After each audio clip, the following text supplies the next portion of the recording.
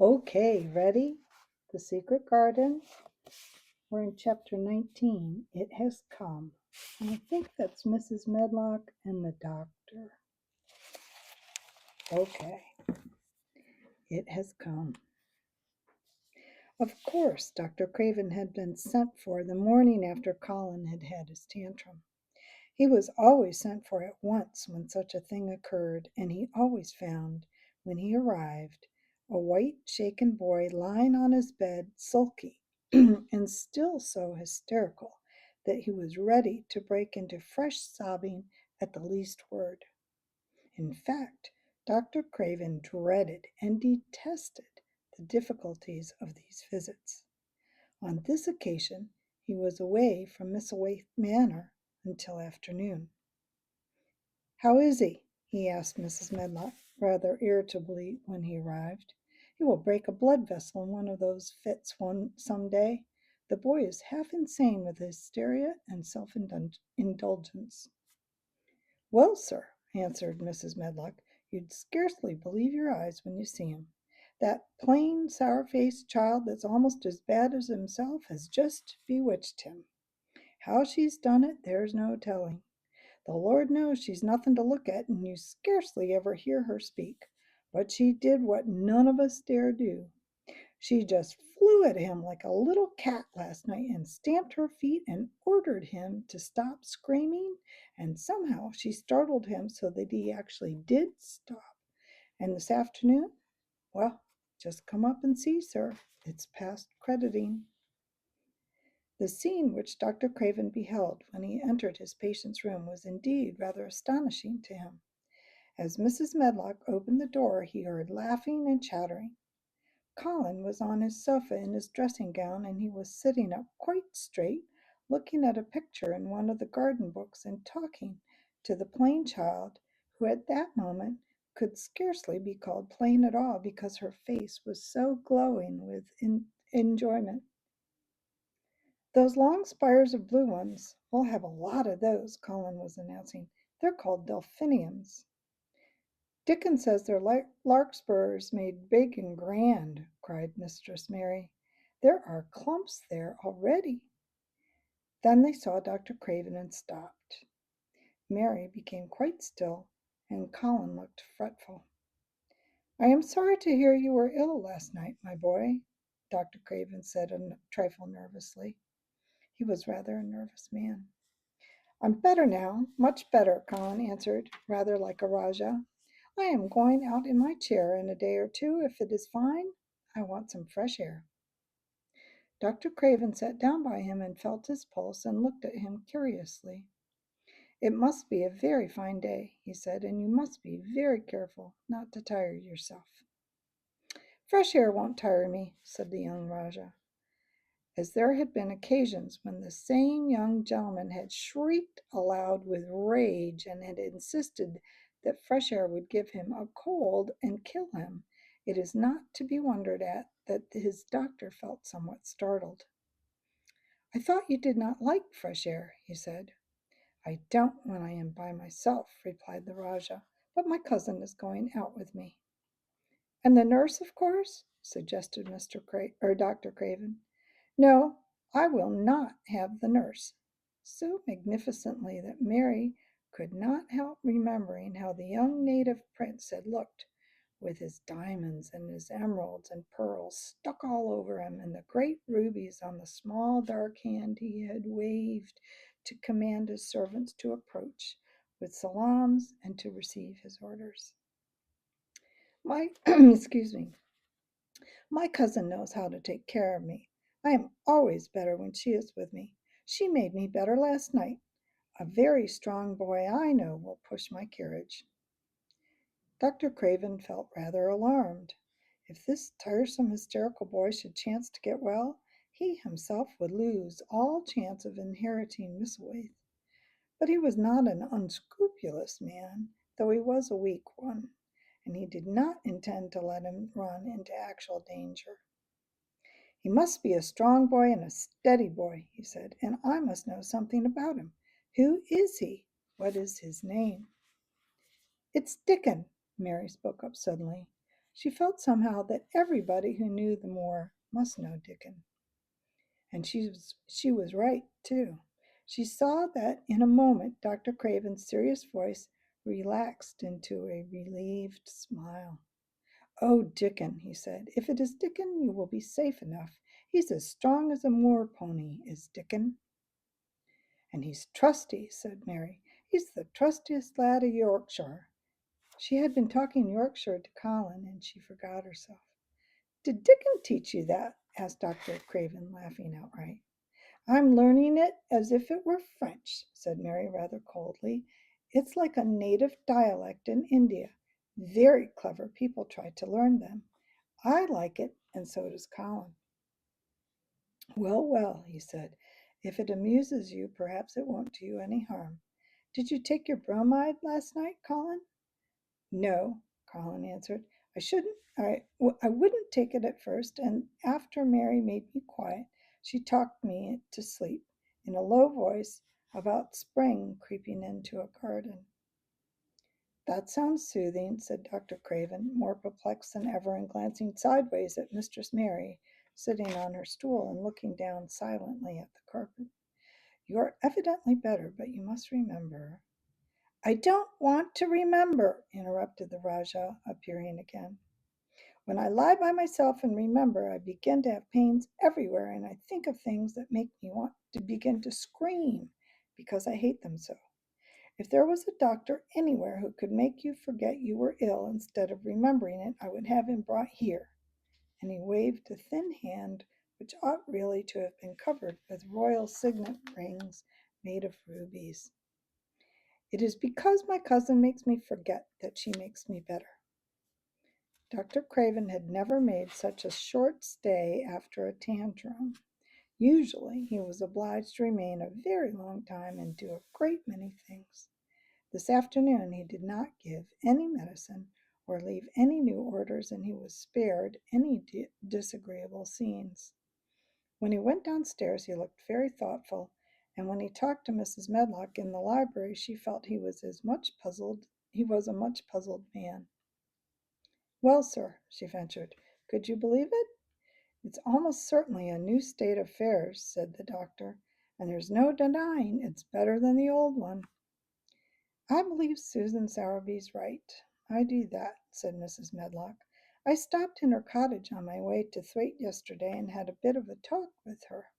And she says to me, 'Well, Sir Anne, she mayn't be a good child and she mayn't be a pretty one, but she's a child, and children needs children. We went to school together, Susan Sowerby and me.'"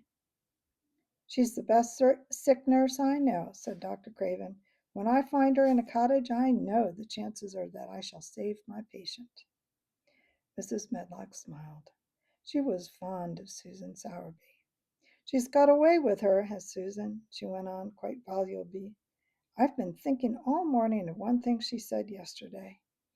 She says, 'Once when I was giving the children a bit of a preach after they'd been fighting, I says to 'em all, when I was at school, my geography told us the world was shaped like an orange. And I found out before I was 10 that the whole orange don't belong to nobody. No one owns more than his bit of a quarter, and there's times it seems like there's not enough quarters to go around. But don't you, none of you, think as you own the whole orange, or you'll find out you're mistaken. And you won't find it out without hard knocks.' What children learns from children," she says, "is that there's no sense in grabbing at the whole orange, peel and all. If you do, you'll likely not even get the pips, and them's too bitter to eat." "She's a shrewd woman," said Dr. Craven, putting on his coat. "Well, she's got a way of saying things," ended Mrs. Medlock, much pleased. "Sometimes I've said to her, 'Susan, if thou was a different woman and didn't talk such broad Yorkshire, I'd seen the times when I should have said you was clever.'" That night Colin slept without once awakening, and when he opened his eyes in the morning, he lay still and smiled without knowing it. Smiled because he felt so curiously comfortable. It was actually nice to be awake, and he turned over and stretched his limbs luxuriously. He felt as if tight strings which had held him had loosened themselves, and let him go. He did not know that Dr. Craven would have said that his nerves had relaxed and rested themselves. Instead of lying and staring at the wall and wishing he had not awakened, his mind was full of the plans he and Mary had made yesterday, of pictures of the gardens and of Dickon and his wild creatures. It was so nice to have things to think about. And he had not been awake more than 10 minutes when he heard feet running along the corridor and Mary was at the door. The next minute she was in the room and had run across to his bed, bringing with her a waft of fresh air full of the scent of the morning. "You've been out! You've been out! There's that nice smell of leaves!" he cried. She had been running, and her hair was loose and blown, and she was bright with the air and pink-cheeked, though he could not see it. "It's so beautiful," she said, a little breathless with her speed. "You never saw anything so beautiful. It has come. I thought it had come the other morning, but it was not but it was only coming. It is here now. It has come. The spring. Dickens says so." "Has it?" cried Colin, and though he really knew nothing about it, he felt his heart beat. He actually sat up in bed. "Open the window," he added, laughing half with joyful excitement and half at his own fancy. "Perhaps we may hear golden trumpets." And though he laughed, Mary was at the window in a moment, and in a moment more it was opened wide, and freshness and scents and bird songs were pouring through.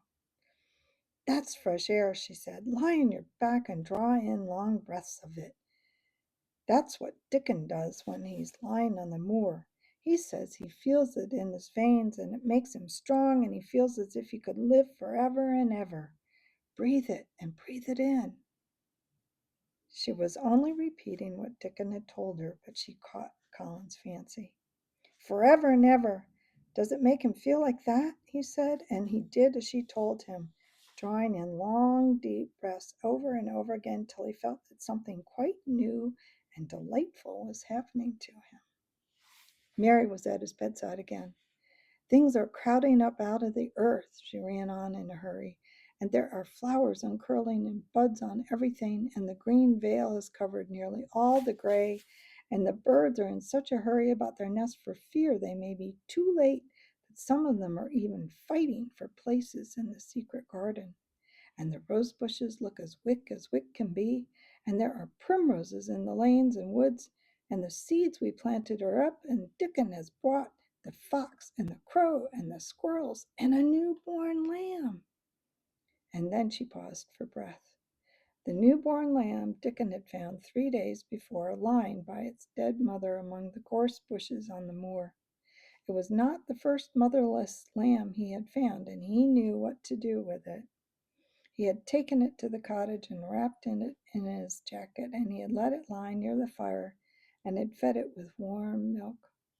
It was a soft thing with a darling, silly baby face and legs rather long for its body. Dickon had carried it over the moor in his arms, and its feeding bottle was in his pocket with the squirrel. And when Mary had sat under a tree with its limp warmness huddled on her lap, she had felt as if she too were too full of strange joy to speak.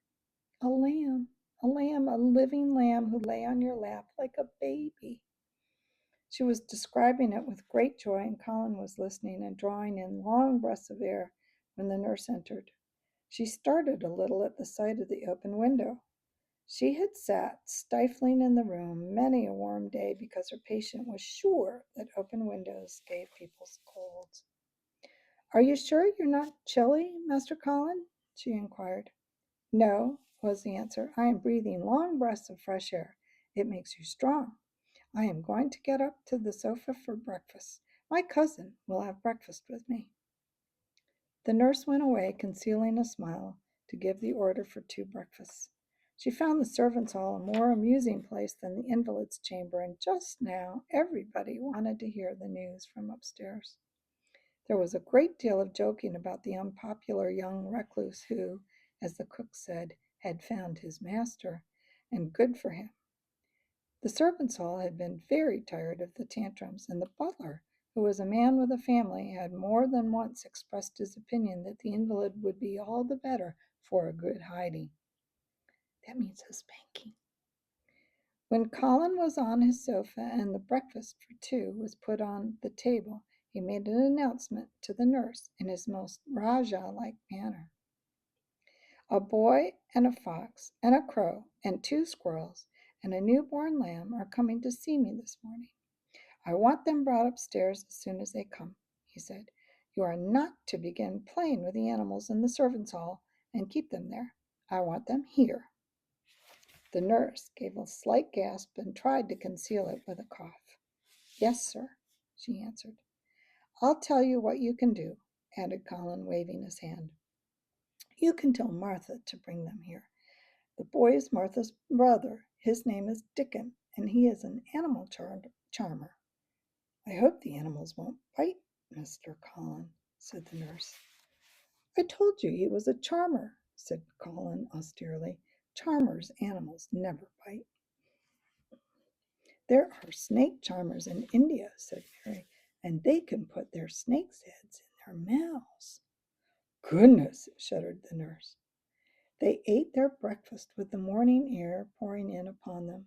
Colin's breakfast was a very good one, and Mary watched him with serious interest. You will begin to get fatter just as I did, she said. I never wanted my breakfast when I was in India, and now I always want it. I wanted mine this morning, said Colin. Perhaps it was the fresh air. When do you think Dickon will come? He was not long in coming. In about 10 minutes, Mary held up her hand. Listen, she said. Did you hear a caw? Colin listened and heard it, the oddest sound in the world to hear inside a house. A horse. Caw, caw. Yes, he answered. That's Soot, said Mary. Listen again. Do you hear a bleat? A tiny one? Oh, yes, cried Colin, quite flushing. That's the newborn lamb, said Mary. He's coming. Dickon's moorland boots were thick and clumsy, and though he tried to walk quietly, they made a clumping sound as he walked through the long corridors. Mary and Colin heard him marching, until he passed through the tapestry door onto the soft carpet of Colin's own passage. If you please, sir, announced Martha, opening the door. If you please, sir, here's Dickon and his creatures. Dickon came in smiling his nicest wide smile. The newborn lamb was in his arms, and the little red fox trotted by his side. Nut sat on his left shoulder, and Soot on his right, and Shell's head and paws peeped out from his coat pocket. Colin slowly sat up and stared, as he had stared when he first saw Mary, but this was a stare of wonder and delight.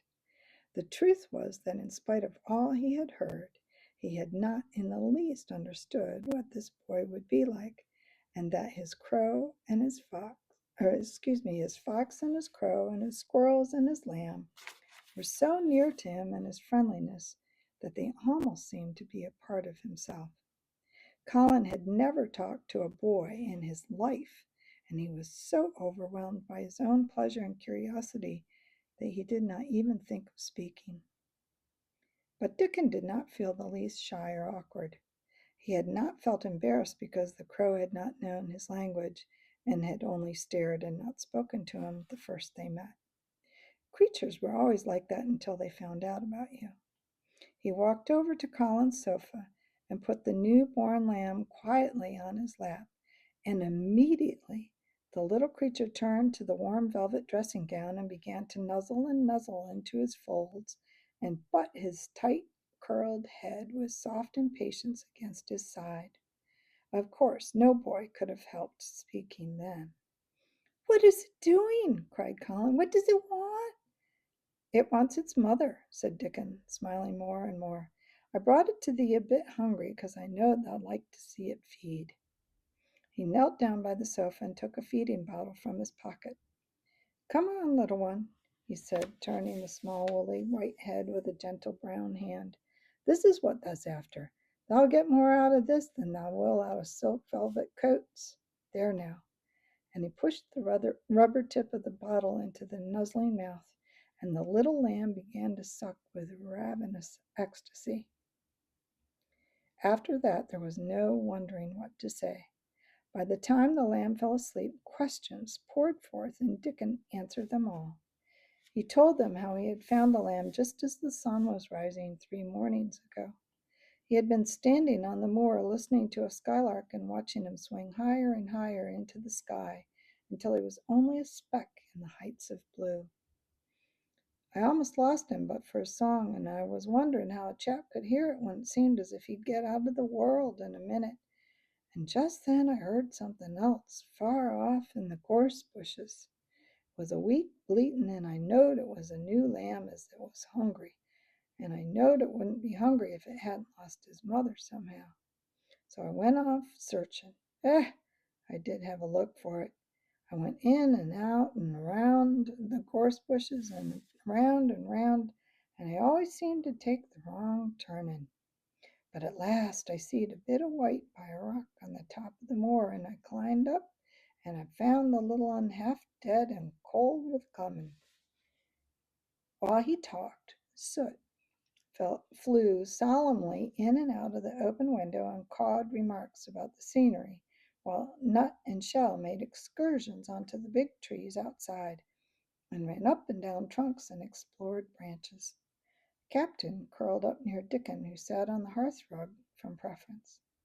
They looked at the pictures in the gardening books, and Dickon knew all the flowers by their country names and knew exactly which ones were already growing in the secret garden. I couldna say that their name, he said, pointing to one under which was written Aquilegia, but us calls that a columbine.